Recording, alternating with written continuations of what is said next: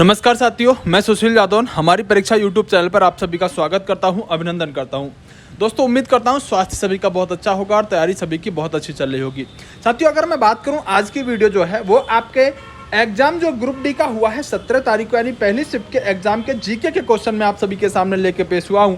दोस्तों, एक बात का विश्वास करिएगा कि मैं वीडियो इसलिए लेट लेकर आ रहा हूं कि मैं कम से कम साथियों जब तक 10 से 15 बच्चों से बात नहीं कर लेता और 10 से 15 बच्चे जब तक एक ही क्वेश्चन को नहीं बताते, जब तक मैं नहीं मानता कि वो क्वेश्चन एग्जाम के अंदर आया होता है।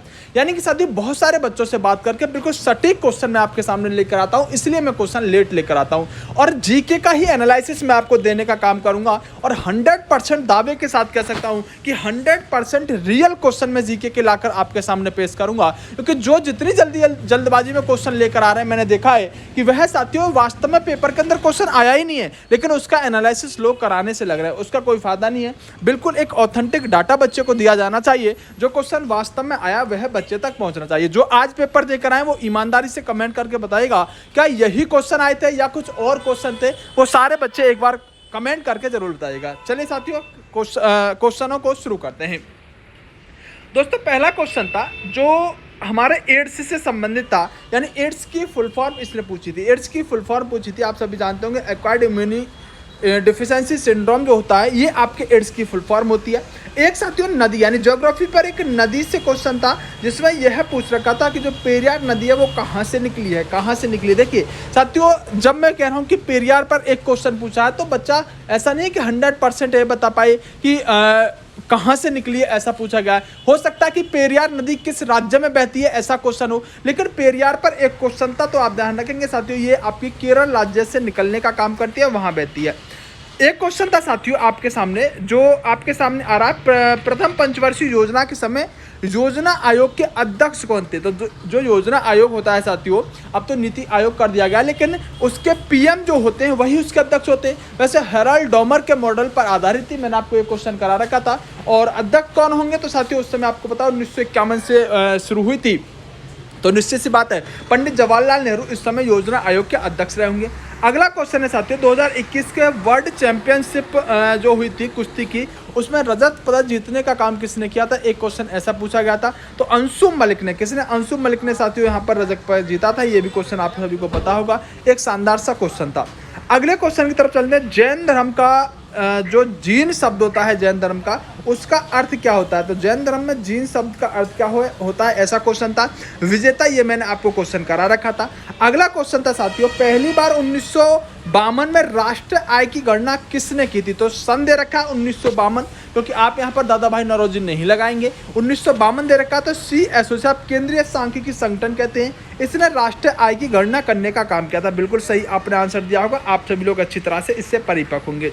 साथियों, एक क्वेश्चन था आपका जो इमरजेंसी होती है, आपातकाल होते हैं, उससे था, और ये पूछ रखा था इनमें से कौन सा गलत है। जैसे कि क्या 1958 में साथियों स्वास्थ्य आपात के बारे में बताया गया, क्या 352 में राष्ट्रीय आपात, 360 में वित्तीय आपात और 356 राष्ट्रपति शासन। तो नीचे वाली तीन तो बिल्कुल सही है, आपको पता है। ये वाला साथियों गलत होना चाहिए, 358 में स्वास्थ्य आपात का विवरण नहीं होना चाहिए। यानी ये तीन अगर आपको याद होंगे ना तो आराम से आप पहला ऑप्शन लगा सकते थे, ऐसा मेरा मानना है। अगर बात करें, पूछ रखा था कि उष्ण कटिबंधीय सदाबहार वन किस जगह पर पाए जाते हैं। ऑप्शन थे केरल, उत्तर प्रदेश, गुजरात, राजस्थान। तो उष्ण कटिबंधीय सदाबहार वन कहाँ पाए जाएंगे, केरल के अंदर साथियों ये पाए जाएंगे। सही आंसर दे दिया होगा।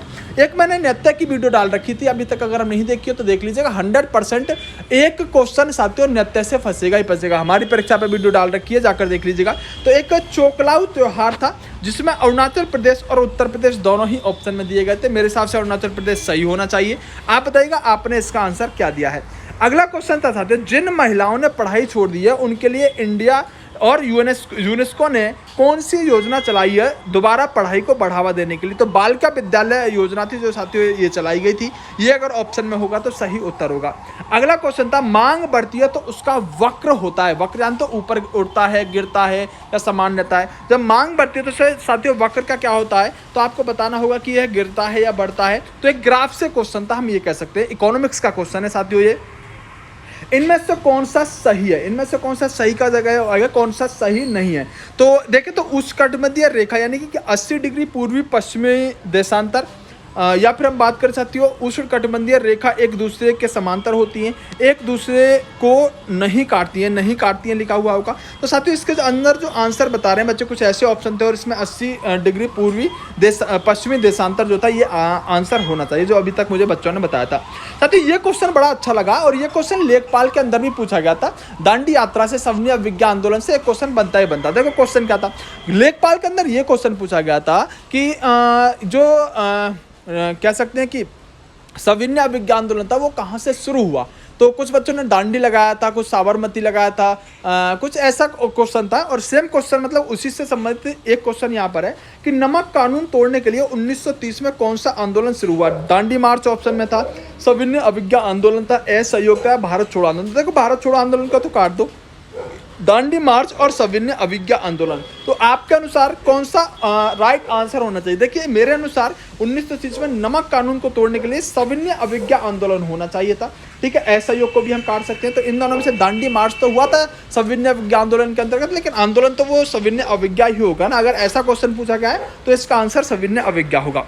अगला था साथियों अनंत नागेश्वर राव से पहले इकोनॉमिक्स के मुख्य सलाहकार कौन थे। तो साथियों कृष्णमूर्ति रहने वाले थे, राइट आंसर इसका कृष्णमूर्ति हो जाएगा। और एक क्वेश्चन पूछा गया था राजीव गांधी खेल रत्न पुरस्कार का नाम जो मेजर ध्यानचंद रखा गया ये कब रखा गया। ये साथियों 2021 में रखा गया। शानदार सा क्वेश्चन था, आप सभी लोग जानते होंगे। नए लोकपाल कौन बनाए गए हैं, प्रदीप कुमार जी बनाए गए। दोस्तों ये वीडियो मैं आपके सामने बताऊं तो मैं अभी एक रास्ते में जा रहा था तो वहाँ खड़े होकर बना रहा हूँ। मुझे बहुत लगन होती है कि मैं आप तक सही क्वेश्चन पहुंचा पाऊं। तो अभी मेरे पास क्वेश्चन आए और उनको टाइप करा के तुरंत मैंने आपको देने का काम किया। साथियों आपसे एक ही उम्मीद करूंगा कि इस वीडियो को लाइक कर दीजिएगा और एक बार कमेंट करके बताइएगा क्या वास्तव में सही क्वेश्चन मैंने आपको एनालिसिस कराए या नहीं कराए। आप किसी के भी देख लीजिएगा, बहुत सारे फेक क्वेश्चन सबने करा रखे हैं जीके के। साथियों साइंस के भी मेरी मनसा थी, साइंस के क्वेश्चन भी मैं ऐड करूँ, लेकिन आगे आने वाली शिफ्ट में मैं साइंस के क्वेश्चन भी ऐड करके लेकर आऊँगा। थोड़ा सा वीडियो लेट लेकर आया करूँगा, लेकिन विश्वास मानिएगा एकदम ऑथेंटिक क्वेश्चन लेकर आऊँगा, ये मैं आपसे वादा करता हूँ। ओके साथियों, बाय बाय, मिलते हैं अगली वीडियो में।